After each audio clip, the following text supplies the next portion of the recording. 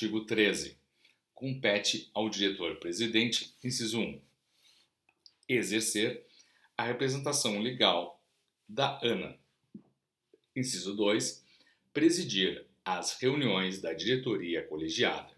Inciso 3, cumprir e fazer cumprir as decisões da diretoria colegiada. Inciso 4, decidir ad referendum da diretoria colegiada as questões de urgência. Inciso 5, decidir, em caso de empate, nas deliberações da diretoria colegiada. Inciso 6, nomear e exonerar servidores, provendo os cargos em comissão e as funções de confiança. Inciso 7, admitir, requisitar e demitir servidores, preenchendo os empregos públicos. Inciso 8, encaminhar ao Conselho Nacional de Recursos Hídricos os relatórios elaborados pela diretoria colegiada e demais assuntos de competência daquele conselho. Inciso 9, assinar contratos e convênios e ordenar despesas. Inciso 10, exercer o poder disciplinar, nos termos da legislação em vigor. Inciso 11, encaminhar periodicamente ao Comitê Interministerial de Saneamento Básico, CISB, os relatórios analisados pela diretoria colegiada e os demais assuntos do interesse desse órgão. Artigo 14.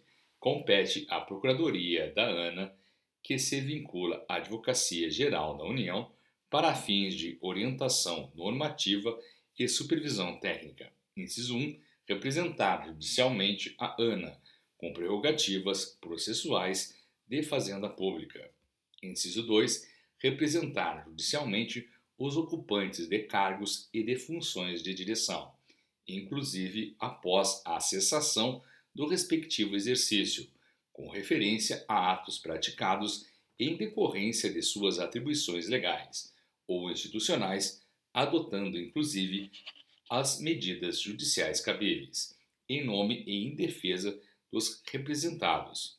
Inciso 3. Apurar a liquidez e certeza de créditos de qualquer natureza inerentes às atividades da ANA, inscrevendo-as em dívida ativa, para fins de cobrança amigável ou judicial.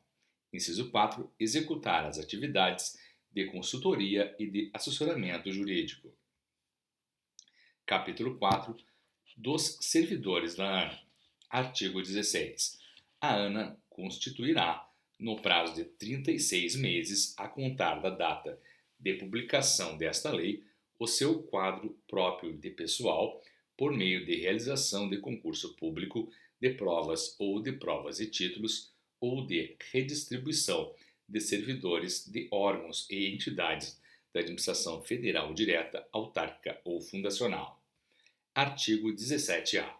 O Ministério da Economia fica autorizado a promover a lotação ou o exercício de servidores de órgãos e de entidades de administração pública federal na ANA. Parágrafo único.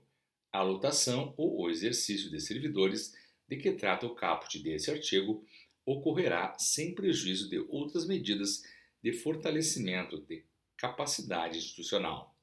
Artigo 18-A.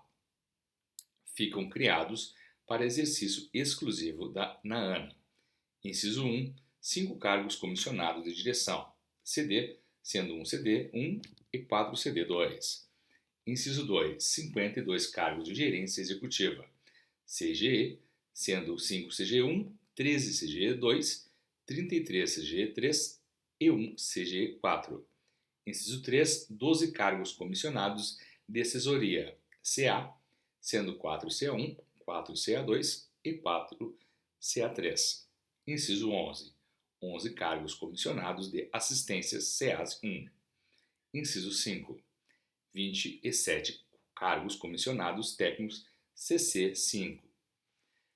Parágrafo único. Aplicam-se aos cargos de que trata este artigo as disposições da Lei nº 9.986. Capítulo 5. Do patrimônio e das receitas. Artigo 19. Constituem patrimônio da ANA os bens e direitos de sua propriedade, os que lhe forem conferidos, o que venha a adquirir ou incorporar. Artigo 20. Constituem receitas da ANA. Inciso 1. Os recursos que lhe forem transferidos em decorrência de dotações consignadas no Orçamento Geral da União, créditos especiais, créditos adicionais e transferências e repasses que lhe forem conferidos.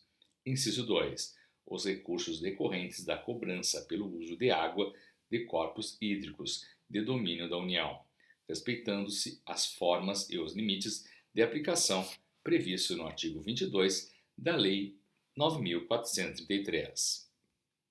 Inciso 3. Os recursos provenientes de convênios, acordos ou contratos celebrados com entidades, organismos ou empresas nacionais ou internacionais. Inciso 4. As doações, legados, subvenções e outros recursos que lhe forem destinados. Inciso 5.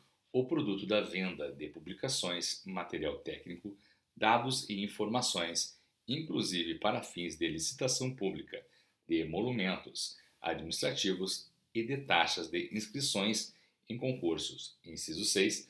Retribuição dos serviços de quaisquer natureza prestados a terceiros.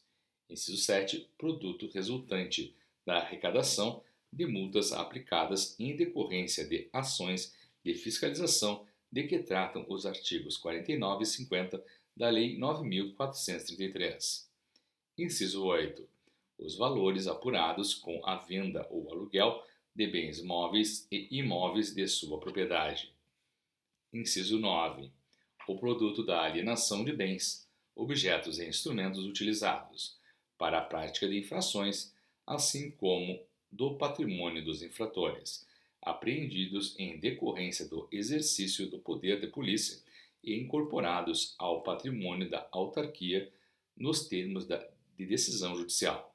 Inciso 10. Os recursos decorrentes da cobrança de emolumentos administrativos.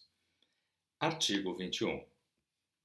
As receitas provenientes da cobrança pelo uso de recursos hídricos de domínio da União serão mantidas à disposição da ANA, na conta única do Tesouro Nacional, enquanto não forem destinadas para respectivas programações. Parágrafo 1º. A ANA manterá registros que permitam correlacionar as receitas com as bacias hidrográficas em que foram geradas, com o objetivo de cumprir o estabelecido no artigo 22 da Lei 9.433. Parágrafo 2º. As disponibilidades de que trata o caput deste artigo poderão ser mantidas em aplicações financeiras, na forma regulamentada pelo Ministério da Fazenda. Parágrafo 4º. As prioridades de aplicação de recursos a que se refere o caput do artigo 22 da Lei 9.433 serão definidas pelo Conselho Nacional de Recursos Hídricos, em articulação com os respectivos comitês de bacia hidrográfica.